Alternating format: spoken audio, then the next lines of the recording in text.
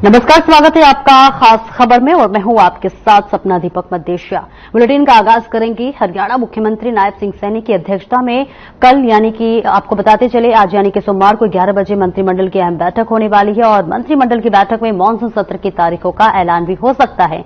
Cabinet meeting में group C और group जी के अस्थायी कर्मचारियों को रेगुलर करने पर चर्चा होगी, तो इस बैठक में रेगुलराइजेशन पॉलिसी पर जो है अंतिम फैसला होगा। यानी आज कच्चे कर्मचारियों को राहत भरी खबर भी मिल सकती है। तमाम मुद्दों पर चर्चा हो सकती है क्योंकि मंत्रिमंडल आज बैठक में तय कर सकता है कि 5 साल, 8 साल और 10 साल से ज्यादा सर्विस वाले अस्थायी कर्मचारियों को रेगुलर किया जाए। जैसा फैसला होगा उसके मुताबिक फाइनल पॉलिसी भी तैयार की जाएगी। वैसे अधिकारियों ने 3 प्रकार की पॉलिसी का मसौदा भी तैयार कर लिया है। आपको बता दें कि बैठक में अग्निवीरों को नौकरियों में 10% आरक्षण, न्यायिक अधिकारियों की पेंशन व फैमिली पेंशन बढ़ाने के प्रस्ताव, हरियाणा गुरुद्वारा चुनाव आयोग से संबंधित एजेंडा समेत कई अहम मुद्दों पर चर्चा होगी। और इसी के साथ सरकार ने तय किया है कि कैबिनेट बैठक में विधिवत तौर पर एजेंडा न ले जाया जाए और बैठक में जैसा फैसला हो वैसे ही पॉलिसी भी बना ली जाए। मंत्रिमंडल तय करेगा कि सर्विस सिक्योरिटी एक्ट बनाना है या फिर ऑर्डिनेंस जारी करना और बाद में विधानसभा में विधेयक लाकर पारित कर दिया जाए या मंत्रिमंडल से मंजूरी लेने के बाद रेगुलराइजेशन पॉलिसी ही जारी कर दी जाए। तो वही आपको बताते चले कि आज ये बैठक होने वाली है, बेहद महत्वपूर्ण बैठक है और बैठक में क्या कुछ मुद्दे पर चर्चा होगी ये भी देखने वाली बात होगी। कयास लगाए जा रहे हैं कि अग्निवीरों को आरक्षण की भी मंजूरी मिल सकती है क्योंकि मुख्यमंत्री ने पहले भी अग्निवीरों को हरियाणा सरकार की नौकरियों में आरक्षण देने की घोषणा की है और आज कैबिनेट बैठक में इस प्रस्ताव को भी मंजूरी मिलने की संभावना है। वहीं ग्रुप सी नौकरियों में 10% आरक्षण और वहीं प्राइवेट इंडस्ट्री में नौकरी देने पर राज्य सरकार 60,000 रुपए वार्षिक फैक्ट्री मालिक को देने, तो वही ग्रुप बी में 1% आरक्षण देने एसपीओ भर्ती करने का फैसला किया है। वही पुलिस, सिपाही, mining guard, forest guard, jail warden, SPO में 10%, ग्रुप सी के सिविल पदों पर 5%, ग्रुप बी में 1% आरक्षण दिया जाएगा। वहीं 3 साल की उम्र में छूट मिलेगी और जबकि अग्निवीर के पहले बैच के जवानों को उम्र में 5 साल की छूट दी जाएगी। मंत्रिमंडल की बैठक में भी तमाम प्रस्तावों पर मंजूरी मिल सकती है। तो देखिए आज हरियाणा कैबिनेट की महत्वपूर्ण बैठक है और इस बैठक में तमाम फैसले लिए जा सकते हैं, कच्चे कर्मचारियों से संबंधित हो सकती है और इसी के साथ अग्निवीरों को आरक्षण देने पर भी चर्चा की जा सकती है। तो वही मानसून सत्र की तारीख पर भी मुहर लग सकती है। ये बड़ी खबर भी बता रहे हैं आपको, आज बैठक भी होने वाली है, बेहद महत्वपूर्ण बैठक। देखिए जो है बता रहे हैं आपको जहां पर आज कैबिनेट की बैठक होने वाली है, विभिन्न मुद्दों पर चर्चा हो सकती है क्योंकि देखिए सिर्फ 2 महीने महज बचे हुए हैं विधानसभा चुनाव होने वाले में और ऐसे में लगातार तमाम पार्टियों की तरफ से जोरों शोरों से चुनावी मैदान में उतर गए हैं।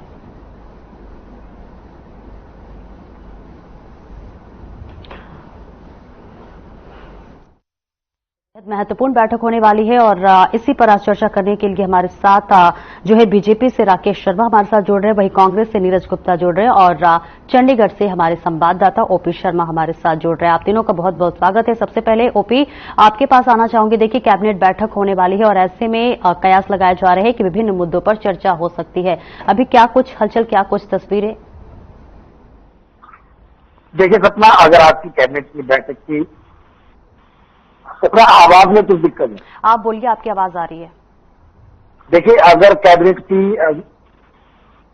जी बैठक की अगर हम आज बात करें तो बैठक में जो है वो एक बार आवाज ठीक करवा लें उसके बाद।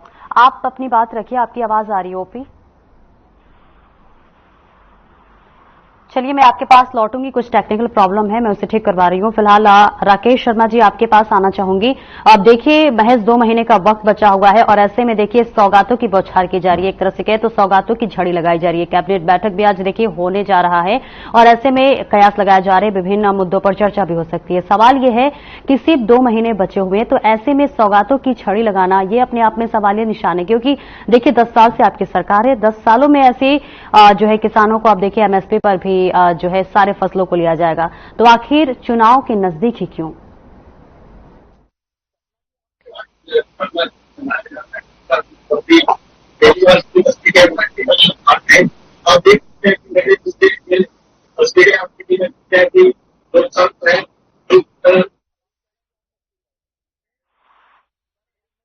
चौदह फसलें लेने वाला पहला राज्य था। ये शुरुआत भी 2014 के बाद हुई। भावांतर भरपाई देने का काम भारतीय जनता पार्टी की सरकार ने किया। ये शुरुआत भी 2014 के बाद हुई। बिना पर्ची के, बिना खर्ची के नौकरी लगाने का काम भी भारतीय जनता पार्टी की सरकार ने किया। ये शुरुआत भी 2014 के बाद में हुई और ये सब निरंतर कार्य हुए हैं। ऐसा नहीं है कि उससे 2014 से और अब 2024 तक हमने कुछ किया ही नहीं है और सिर्फ इस 2 महीने में ही सारे काम हो रहे हैं। आप देखना कि हरियाणा की राजनीति को जो लोग देखते हैं, समझते हैं, उन्होंने देखा होगा कि पहले एक ऐसा दौर था जब एक मुख्यमंत्री अगर कोई भर्ती करके जाता था तो दूसरा मुख्यमंत्री उसको कैंसिल कर देता था।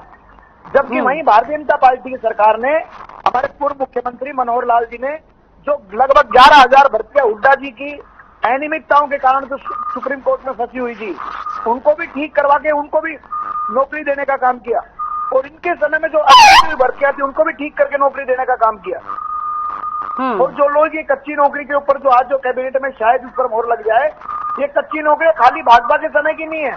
अगर उनके समय की भी 2-4 हजार कोई लोग लगे तो वो भी पक्के होंगे उसमें। तो हमने किसी प्रकार का भेदभाव नहीं किया।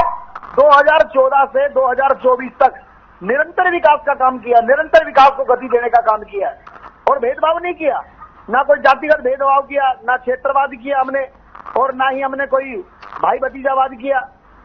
तो विकास का जो पहिया है 2014 में चला था, उसकी स्पीड इतनी हो गई है तो आपको अब लगता है कि हाँ भाई सारे काम, लास्ट काम उसमें ही हो रहे हैं। किसान को किसान सम्मान निधि देने का काम केंद्र की सरकार ने किया, उसमें हरियाणा की सरकार ने भी उसमें अपना हिस्सा देकर उसको डबल करने का काम किया। पहली बार हरियाणा बनने के बाद हुड्डा जी के शासन में, चौटाला जी के शासन में 1.5, 200, 2.5 रुपए के मुआवजे की राशि चेक के रूप में दी गई, उनको अपमानित किया गया। वहीं भारतीय जनता पार्टी की सरकार ने 15 से 20 हजार रुपए एकड़ प्रति एकड़ के हिसाब से मुआवजा देने का काम किया। तो आप इसको इस तरह नहीं देख सकते कि भाई अंतिम ओवर में रन बनाने की कोशिश की जा रही है। हमने एक बड़ा आंकड़ा, जो बड़ी लीड हम लेकर के चल रहे हैं, ये बात ठीक है कि जब आप बड़ी लीड लेकर निरंतर आप बैटिंग करते हैं, निरंतर बैटिंग करते हैं तो अंतिम ओवरों में छक्के अच्छे तो लगते ही हैं, परंतु लगातार काम कर रहे हैं हम लोग तो। और हरियाणा ने बदलाव को देखा है, आप लोग भी देख रहे होंगे। कहा चंडीगढ़ से लेकर और जयपुर के बॉर्डर तक, राय मलिकपुर तक, पनियाला मोड़ तक 152 बनाने का काम किया। रोहतक जींद ले लो, रोहतक हिसार ले लो और नारनौल से दिल्ली ले लो, कितने हाईवेज जो बनाने का काम भारतीय जनता पार्टी की सरकार के अंदर हुआ। सर, जब किसान आंदोलन कर रहे थे उस वक्त भी जो है, अब 10 साल से आपकी सरकार है, जब किसान आंदोलन कर रहे थे अपनी तमाम मांगों को मनाने के लिए, एमएसपी से संबंधित और तमाम चीजों को लेकर जो है आंदोलन कर रहे थे, तब ये जो सौगातों की झड़ी लग रही है कल परसों जो लगी, वो तब क्यों नहीं लगी, अभी क्यों? सवाल ये है सर। सपना जी सुनिए, जब किसान आंदोलन चल रहा था, मैं पूछना चाहता हूं कि हरियाणा उस समय भी पूरे देश में 14 फसलों पर एमएसपी देने का काम करता था और उस समय में बराबर में राजस्थान में कांग्रेस की सरकार थी। हम बाजरा 2,500 रुपए में खरीदते थे, वो बाजरा 1,200 रुपए में खरीदते थे, परंतु एक षड्यंत्र के तहत हरियाणा को आंदोलन की धरती बनाने का काम किया। ये कांग्रेस का, विपक्षी दलों का षड्यंत्र था। जब हरियाणा की सरकार 14 फसलों पर एमएसपी दे रही थी तो पहले इनको राजस्थान में, पंजाब में 14 फसलों पर एमएसपी देनी थी, उसमें एमएसपी पर फसल खरीदने की बजाय इन्होंने हरियाणा को आंदोलन की धरती बनाने का काम किया, हरियाणा को डिस्टर्ब करने का काम किया, हरियाणा पे फुल स्टॉप लगाने का काम किया। परंतु बावजूद उसके भी इनके लगाने से फुल स्टॉप नहीं लगा, इनके लगाने से कुछ नहीं हुआ। कोविड के अंदर भी और आंदोलन, इसका जवाब नीरज जी देंगे, लेकिन उससे पहले मैं अपने संवाददाता ओपी शर्मा के पास जाना चाहूंगी। ओपी, अभी क्या कुछ तस्वीरें, क्या कुछ हलचल, क्योंकि देखिए कैबिनेट की बैठक होने वाली और ऐसे में क्या तस्वीरें?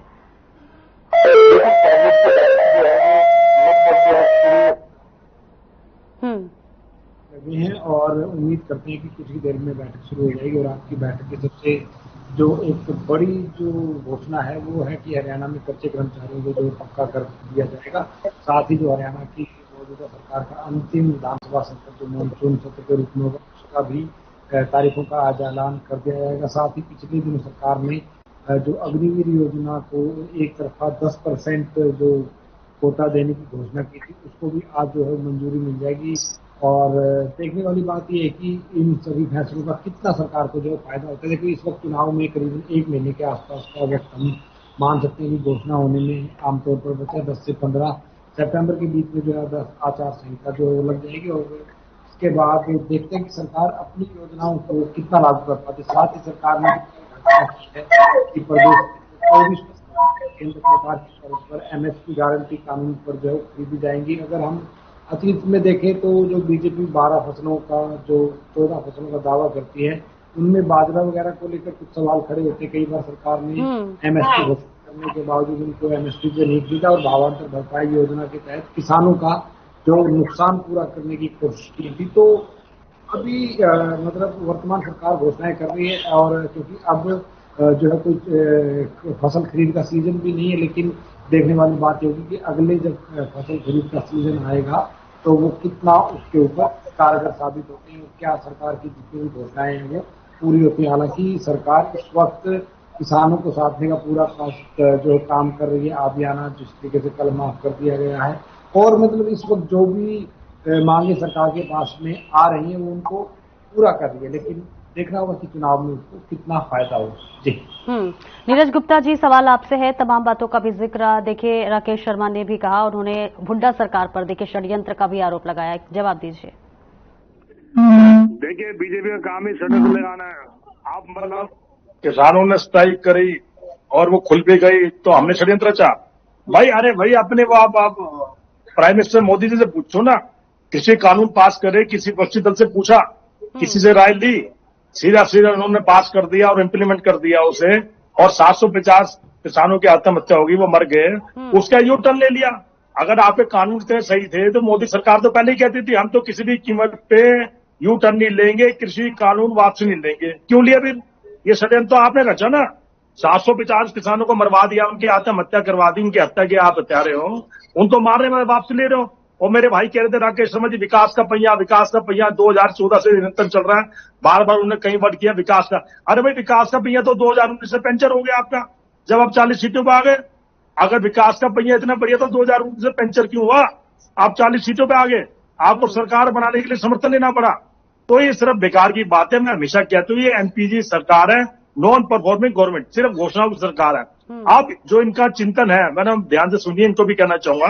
2.5 महीने पहले, आज से 1-1.5 महीने पहले जितनी भी इनकी मीटिंग हुई, चाहे अमित शाह आए, चाहे कोई भी इसका सीनियर नेता है, सिर्फ सरकार बचाने की कवायद है कि सरकार कैसे बचाए। जो भी सरकार के खिलाफ एक्शन है हमारे, उसको एक्शन लिया जाए। जैसे जल्दबाजी में एसपी अनाउंस कर दी, आज तक 9.5 साल में एमएसपी नहीं दी। अगर एमएसपी आज देनी थी 9.5 साल पहले, जब इलेक्शन हुआ, जब आंदोलन हुआ था, तो शायद किसान ना मरते। आपको शर्म नहीं आती झूठ बोलते हुए? आज एमएसपी घोषणा क्यों कर रहे हो? सिर्फ वोट हटियाने की राजनीति है, सिर्फ वोट हटियाना है। कैसे हरियाणा में सरकार, जाति सरकार बचाई जा चुकी है। जितनी भी घोषणा है वो आज तक तो पूरी नहीं हुई। डॉक्टरों से धोखा दिया, डॉक्टरों को धोखा दिया और 3 दिन के हड़ताल पे गए। अब पता नहीं क्या आश्वासन दिया उनको, भी क्या मीठी गोली दी है। उन्होंने स्ट्राइक वापसी ली, तो अच्छी बात है, स्ट्राइक वापसी ले ली।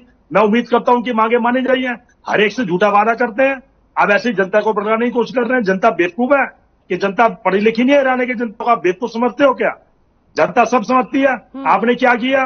सिर्फ घोषणाएं करते जाएंगे। अगर आपका मंत्रिमंडल घोषणा भी कर दे, किसी चीज को कैबिनेट में पास भी हो जाए, वो इंप्लीमेंट कब होगा? 15-20 दिन में आचार संहिता लगने वाली है। सिर्फ उन्होंने सत्ता देखनी है। हरियाणा में सत्ता कैसे बचाए? इनकी पूरी कैबिनेट सरकार या जो ऊपर बैठे हैं, बड़ा इंजन छोटा इंजन, गुरु चेले की सरकार में बोलूंगा। गुरु तो वहां जाके बैठ गए, चेला यहाँ है, उसको एबीसी सरकार चलानी नहीं आती। कभी कहते हैं 56 साल में हमने ओबीसी मंत्री दिया। ओबीसी दिया तो भैया 2014 से दे देते। फिर कहते हैं हम विशेष जाति की बात नहीं करते। ओबीसी पे इनके प्रवक्ता बोलते हैं जी 56 साल में पहला ओबीसी मुख्यमंत्री ने। अरे भाई हरियाणा 36 बिरादरी की है। अगर कोई सड़क बनती है सभी बिरादरी के लिए बनती है भाई, मेरी ओबीसी के लिए कोई बनती है? चाहे आप सड़क बनाओगे, चाहे हम सरकार बनाएंगे। हम पे इल्जाम लगता था क्षेत्रवाद का या जातिवाद का। अगर मान लो हमने सरकार बनाई, अगर हमने सरकार थी हमारी और हमने सड़क बनाई, वो सड़क सब उसने सड़क पे सब जाति के लोग चल के जाएंगे या ये विशेष जाति के लोग चलेंगे? इनको विकास का मतलब नहीं समझ आता। सिर्फ जनता को बेवकूफ बनाना है कि जैसे जनता से वोट कैसे टहल, लेकिन इनकी चाल कोई कामयाब नहीं होगी। देखिए जनता सब समझ रही है, क्योंकि ये सिर्फ घोषणाएं करते हैं, उनको इम्प्लीमेंट नहीं करते। ये अभी भी कैबिनेट में घोषणाएं कर जाएंगे, लेकिन ये इम्प्लीमेंट कब होगा यही नहीं पता। पिछले 1.5 महीने में मुख्यमंत्री नायब सैनी ने बतेरी घोषणाएं करी, उनका ये नहीं पता इम्प्लीमेंट कब होगा, सरपंचों को वेतन कब से मिलेगा। आने वाले 1 महीने में आचार संहिता लग जाएगी। ये देखिए अच्छी बात है, काम करें। हम तो कहे सरकार को, हरियाणा वासियों के लिए काम करना चाहिए, लेकिन झूठा वादा नहीं करना चाहिए। जब ये किसानों से झूठा वादा करके किसानों की वो दोबारा स्ट्राइक पे आ गए, किसानों के खिलाफ मुकदमे वापसी नहीं लिए, डॉक्टरों से झूठा बात करके वो दोबारा स्ट्राइक पे आ गए। अभी हरियाणा रोडवेज कर्मचारी के साझा भी एक्ट किए कि 12 अगस्त को मुख्यमंत्री का घेराव करेंगे। कोई हत्या, ड्राइवर की हत्या का मामला, उन्होंने कमिटमेंट करी, वो वापसी नहीं ली इन्होंने आज तक, उस पर कोई चर्चा नहीं है। वो भी कह रहे हैं अगस्त में हम आंदोलन करेंगे। तो देखिए, सबसे झूठे वादे करते हैं, ये अपने आप से भी झूठे बात करते हैं। झूठ बोलकर डीएनए में इन्होंने हरियाणा में सरकार का सत्ता का शुरुआत पहली बार 2014 में जो अपने पूर्ण बहुमत सरकार बनी है, वरना तो तीनों लालों के सारे आते हैं और तीनों लालों से इतने शुभचिंतक हो रहे, तब आपने डिसीजन क्यों नहीं लिए? देखिए, अब इन पे कुछ बचा नहीं, इस सरकार का जाना वापसी तय है। और ये जो मुख्यमंत्री प्रवास करेंगे, कभी फतेहाबाद प्रवास करेंगे, कभी बड़े नेता यहाँ प्रवास करेंगे, ये इनका हरियाणा में आखिरी प्रवास है और ये हरियाणा से बाहर जाएंगे। निश्चित तौर पे छत्तीस बिरादरी की जनता कांग्रेस को आशीर्वाद देगी। हम उस जनता के फीडबैक में कह सकता हूं कि कांग्रेस की सरकार बनेगी। राकेश शर्मा जी, सवाल आपसे है कि आपने जैसा जिक्र किया कि जो विकास का पहिया है वो लगातार जाता हुआ नजर आ रहा है, तो सवाल ये है सर कि जब विकास का पहिया इतनी तेजी से चल रहा है तो फिर वोट बैंक में कम ऐसे देखा जाए तो देखिए लोकसभा चुनाव में भी 5 सीटों का आपको नुकसान हो गया, तो आखिरकार कहां आपका जो विकास का पहिया पंचर होता हुआ नजर आ रहा है? देखिए, कांग्रेस की सोच है फुल स्टॉप हरियाणा और भारतीय जनता पार्टी की सोच है नॉन स्टॉप हरियाणा। और उन्होंने अपने राज में किया भी है फुल स्टॉप हरियाणा। इनसे सोनीपत, रोहतक और झज्जर को चुन करके इन 3 जिलों के अलावा बजट का सारा पैसा सोनीपत, रोहतक और झज्जर में लगाकर पूरे हरियाणा को फुल स्टॉप करने का काम किया। अब बात कर रही है 5 लोकसभा सीटों की। उस समय का सबको पता है कि किस प्रकार से पूरे हरियाणा, पूरे देश के अंदर संविधान का डर दिखाकर, आरक्षण का डर दिखाकर और इन लोगों ने लोगों को बरगलाने का काम किया। उसके बनिस्पत ये 5 सीटें लेकर के आए थे। तो जी कह रहे थे कि हमने तो जो रोड बनाए उन रोड पर सब चलते हैं। अरे मेरे भाई, आपने रोहतक से बाहर रोड कहाँ बनाया? आपकी कलानौर के बाद तो रोड सकड़े हो जाते थे। कलानौर के बाद रोडों की चौड़ाई सकड़ी हो जाती थी। आपने झज्जर, सोनीपत और रोहतक के अलावा रोड कहाँ बनाया? हरियाणा रोडवेज के बसों के डिपो के ड्राइवरों ने चाबियां छोड़ दी थी कि हम नहीं चलाएंगे, क्योंकि जब हम नांगल चौधरी और नारनौल से चलते हैं तो कलानौर के बाद रोड आती है। इससे पहले तो रोड सारा 5-5 फुट के, 4-4 फुट के, 3-3 फुट के गड्ढे हैं।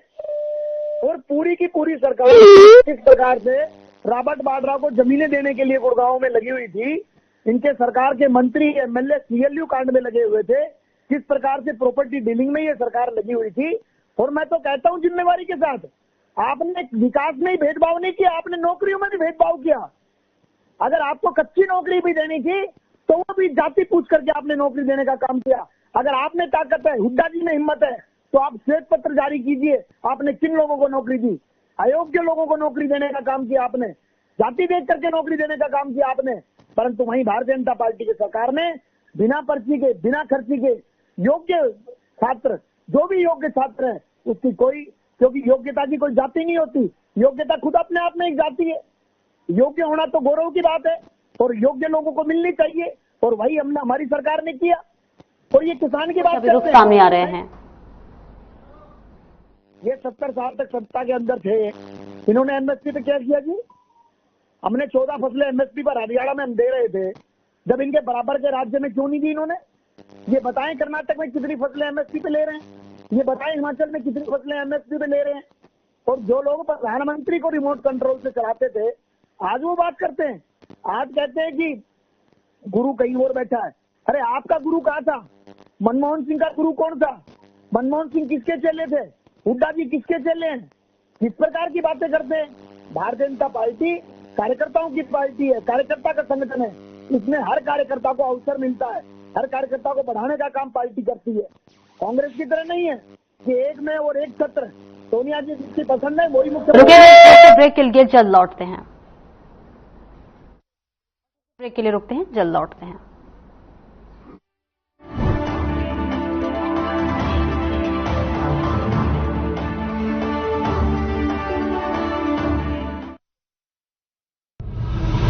हम हरियाणवी अब 24 घंटे बिजली पाते हैं।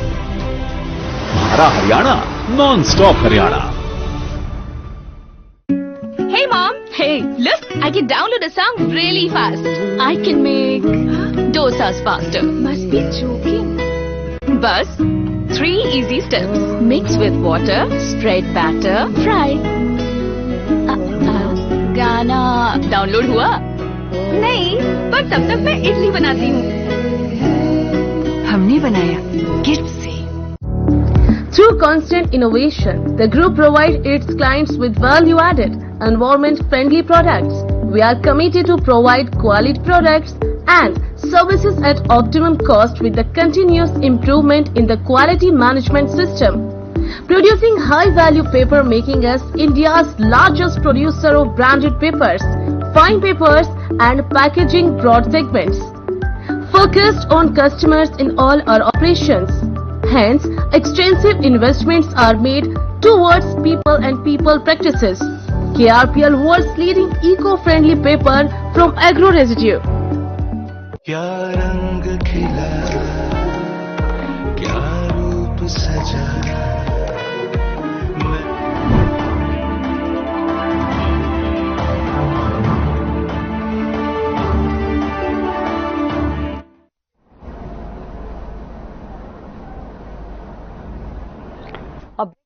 फिर से स्वागत है आपका। हमारे साथ चर्चा में लगातार बने रहे हैं और राकेश शर्मा जी और नीरज गुप्ता जी। देखिए, राकेश शर्मा ने तमाम बातों का जिक्र किया और इसी के साथ साथ कई आरोप भी लगाए हैं। हुड्डा सरकार पर भी उन्होंने कई बातों का जिक्र किया। नीरज शर्मा जी, आप जवाब दे रहे थे। झूठ बोलने से कुछ नहीं होता। ये बार बार चिल्ला रहे हैं पर्ची खर्ची, और इनके सीएम साहब भी चिल्लाते थे मुख्यमंत्री पर्ची खर्ची, और हमारे सीएलपी लीडर जी हुड्डा साहब ने बोला था। क्या प्रूफ तो दो भाई पर्ची खर्ची। मैं कह रहा हूँ प्रवक्ता साथी, आप भ्रष्टाचारी हो, मैं प्रूफ दूंगा नहीं दूंगा। और आपकी 10 साल सरकार थी, क्या पर्ची खर्ची करते हो? मूर्ख वाली बातें। आप कार्रवाई करते हैं ना।